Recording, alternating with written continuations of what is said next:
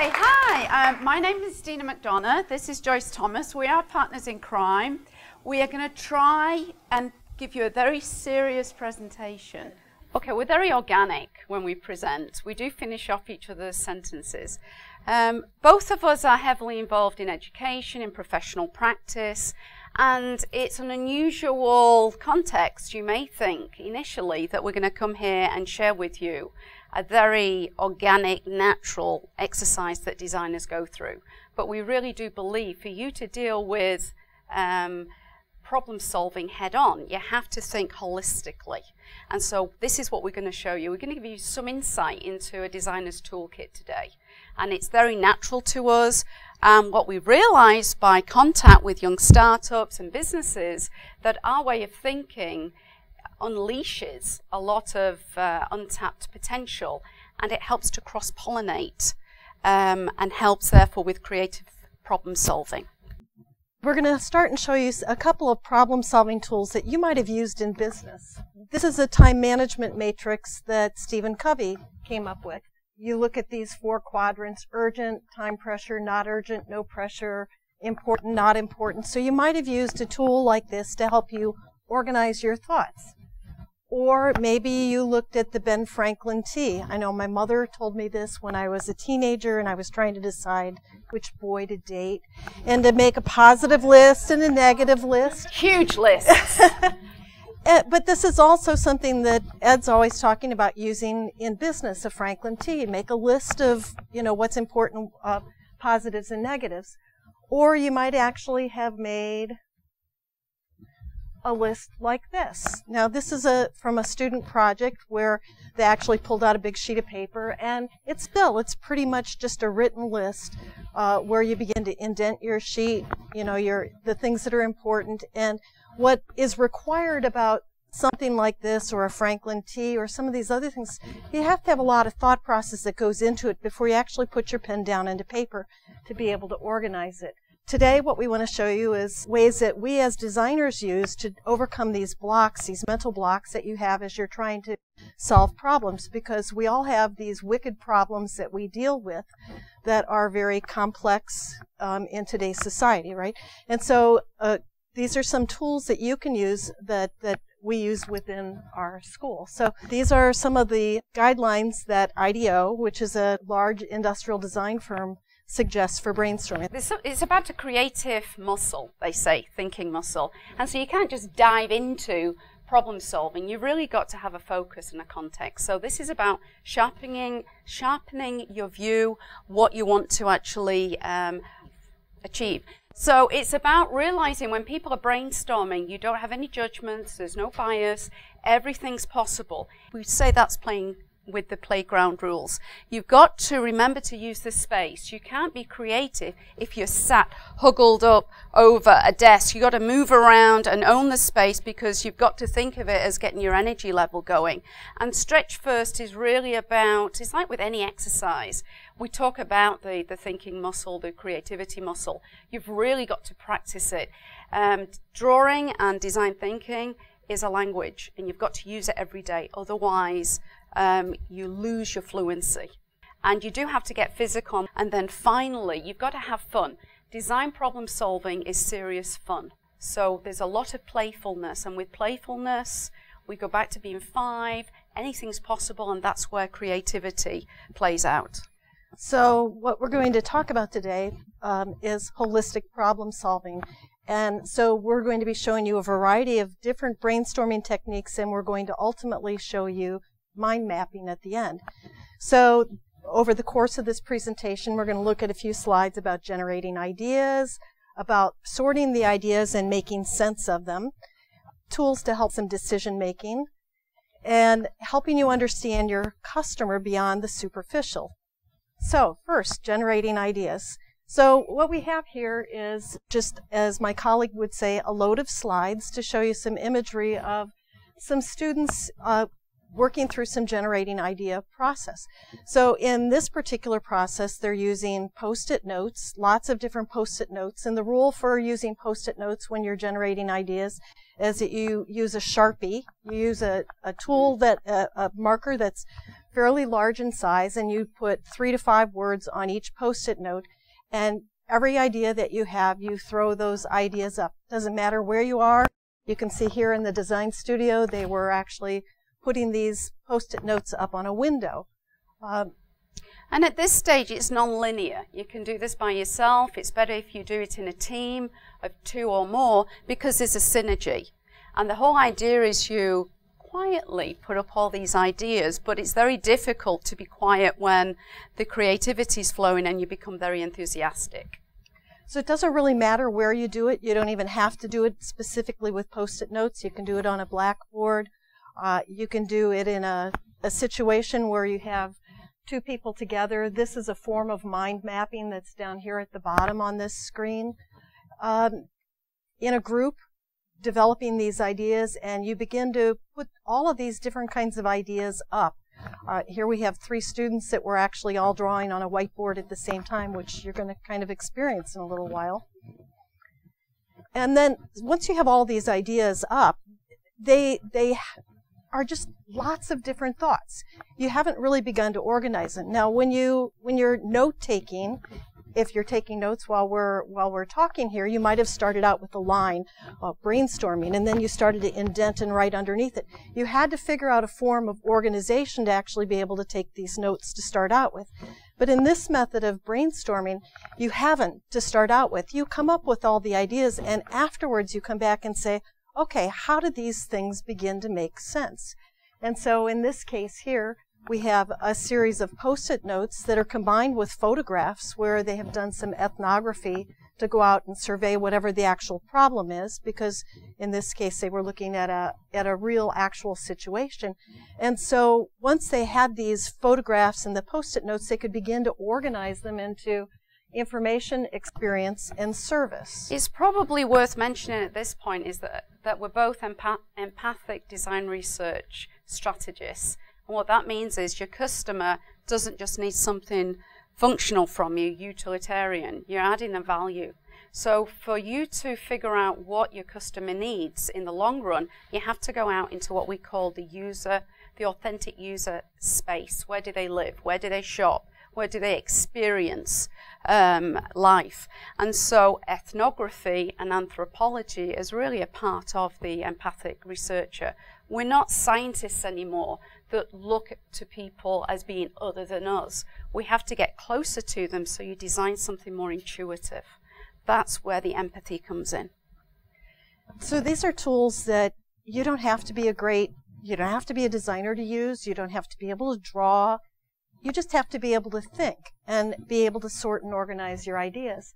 And so here we have a storyboard, and you can see we have stick figures, and we have it down in the lower right corner, we have a car that's just simply a box with circles drawn on it for wheels. And this storyboard actually is a way of analyzing some data that exists, looking at something the way that it currently is so that you can begin to understand how you might change it to make it better. You don't have to be a great illustrator or drawer. It doesn't matter. Anybody can do this kind of thing. It's a great way to actually begin to visualize the information. This particular illustration was students analyzing what went on in a flower shop. And this was drawn by an engineer who had really no drawing experience. Pretty simple, and yet it's a flow chart that helps to illustrate what was happening. And again, another kind of flow chart that is combined with photography that helps to really begin to helps the people that are trying to solve the problem to be able to really understand what's going on. So as I said before, this can also be used in decision making. So here's where a lot of different ideas had been thrown up on the board, and then they were organized into a variety of areas of opportunity at the top, products that they could develop out of this. And then you can see there's these extra little Post-it notes, pink and blue Post-it notes, that are stuck onto these ideas, where the team came together and they said, I like this idea, I like this idea, I think this one has a lot of merit. Maybe we ought to be able to sort these down and be able to make some decisions about it. And here's another method where this is, you can't really see very well except for the one in front of the girl. This is a paragraph that has been written, and they were trying to choose projects to work on. Everybody came up with an idea for a project, and they voted with their Post-it notes. So this is a really good way to be able to help a group be able to sort out ideas. And at this stage, nobody's got a design fixation. Nobody's invested incredible resources, time, money, or anything. Everything's possible, so there's a fluidity. And that's where very rich cross-pollinated ideas come to the surface that wouldn't have necessarily if you'd made your list.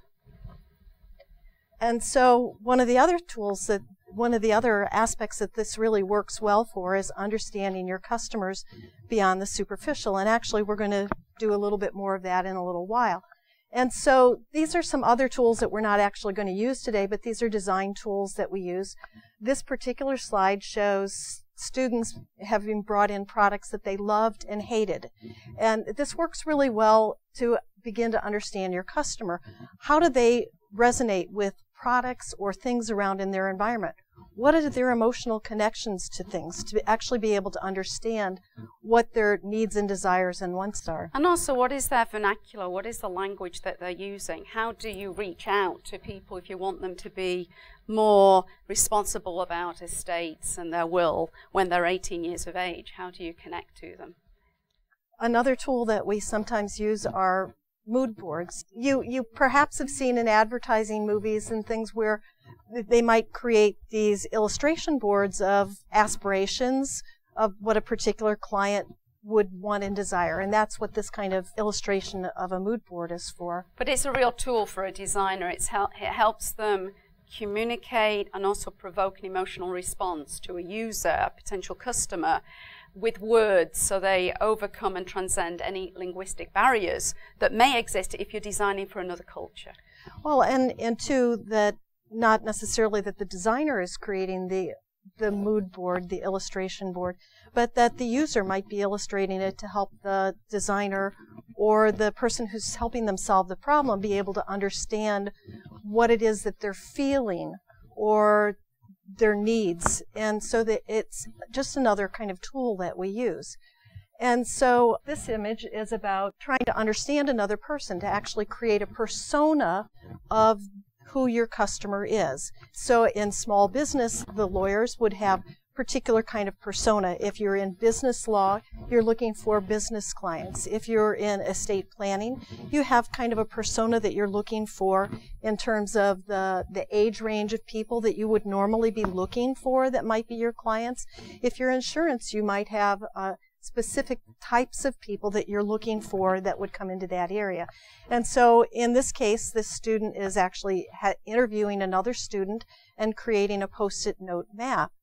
And in our next slide, it shows where a group of people actually were trying to create a series of personas, because you don't generally just have one client.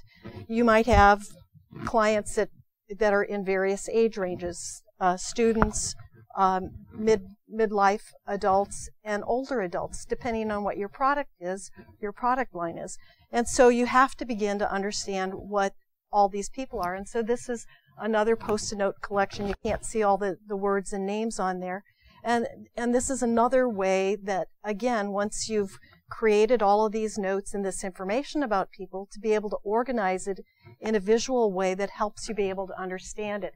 And so we have a variety of users, and they organized it whether they had children, whether they were exercising, a variety of information as they were trying to begin to sort it out. So we do practice what we preach. We don't just preach this to our students. This is my summer a couple years ago, where I Post-it noted out all of the things that I was going to try to accomplish during that time frame, looking at personal, business, and even projects that I was going to do around the house. This is a rather unfortunate photograph, but it's a very authentic one. We'd actually put a grant in where we're working with bioengineers, medical experts, and industrial designers looking at the bathroom of the future. And the grant it didn't fail, but it was thrown back at us because apparently it didn't make sense. So it was a really low day. We went back, we ate chocolate cookies, and we started what we preached, and we did this brainstorming using post-it notes, and then we rewrote the application, because what happened is we were writing it in a linear fashion when really we had to be more holistic. So we went back to scratch after investing 3 weeks of precious time. We did get the funding. We got $200,000, and that was based because we got a piece of cardboard, some post-it notes, and some wonderful cookies Joyce had made. So, you know, cookies and chocolate, they help in the creative process. We're actually developing our own business plan for work that we're going to do outside of the university, and this is based on Simon Sinek's Discover Your Why. And so we were mind mapping ourselves to try to begin to understand what was important to each of us individually and what that had to do with what we wanted to take into our business and deliver to our clients. And so these are tools that we use all the time. And so coming up to actually mind mapping, these are some notes that I've taken recently, watching videos or reading books, and it's a much different kind of note-taking than the note-taking that you might actually normally do. Now, this is a result of a workshop that we did in Bloomington. We're in a mastermind session, and we opened it up to people in the audience who had problem to solve, and we had a woman who was wanting to start her own business, but something was stopping her, and she was afraid of it. And so, interestingly, we had about 20 people in the room, I think, and it was actually a really wonderful thing, asking her questions and illustrating it on the board as we went, and it was a very powerful tool to help bring some answers out for her, and it turned out that what she thought was holding her back really wasn't. And so we uncovered a blockage. It was a powerful tool. And so the last image that I'm going to show you is going back to the flower shop that we had done before, that I showed you earlier. This was a student project, and so mind mapping is typically something where you start with the main subject right in the center. You write out whatever it is. You might illustrate it. You might draw a little picture of a person or something. And then you have these curvy lines that come out from the subject in the center. The reason that they're curvy is that's kind of the way the synapses in your brain are. You know, things are not straight lines. They are curvilinear. And then you begin to branch off of those main ideas with other information. And it becomes a really wonderful way to be able to present a story, an idea, an illustration. In this case, this particular image was not the first one that they drew. They worked on it, they drew it out, and then they illustrated it a second time for presentation. But it is a very organic way to be able to work. But we really do believe for you to deal with problem solving head on, you have to think holistically. That our way of thinking unleashes a lot of untapped potential, and it helps to cross-pollinate and helps therefore with creative problem solving. And to help you develop innovative business strategies. Thank you.